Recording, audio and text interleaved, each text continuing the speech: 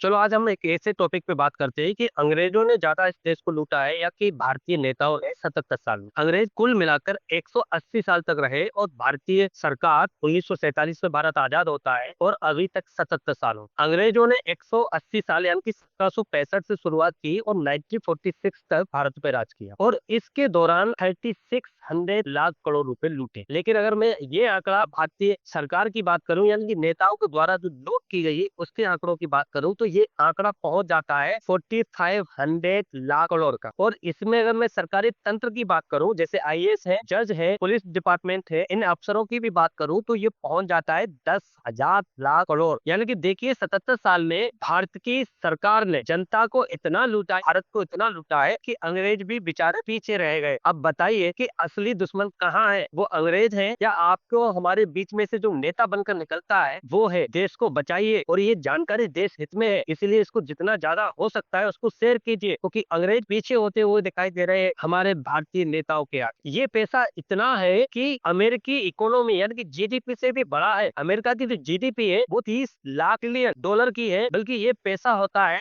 100 lakh billion dollar. ये दुनिया के पावरफुल 5 देशों की कुल जीडीपी से भी ज्यादा है, जिसमें अमेरिका, चीन, जापान, रसिया और जर्मनी आते हैं। सोचिए कि ये देश का जो पैसा है देश में लगता तो भारत आज दुनिया में कितना पावरफुल होता। और हमको आज भी ये घुट्टी पिलाई जा रही है कि भारत को अंग्रेजों ने लूटा है। असली दुश्मन तो हमारे बीच में बैठे हुए ये राजनेता है कि अंग्रेजों को भी पीछे छोड़ दिया है। इससे तो वो अंग्रेज भले थे कि उन्होंने जो लूटा वो हमारे बीच में अलग होकर लूटा। हमें पता चला कि अंग्रेज हमारे दुश्मन है। ये नेता हमारे अपने होने के बाद देश को कितना नुकसान पहुंचा रहे हैं, इसको समझिए। जय हिंद, जय भारत।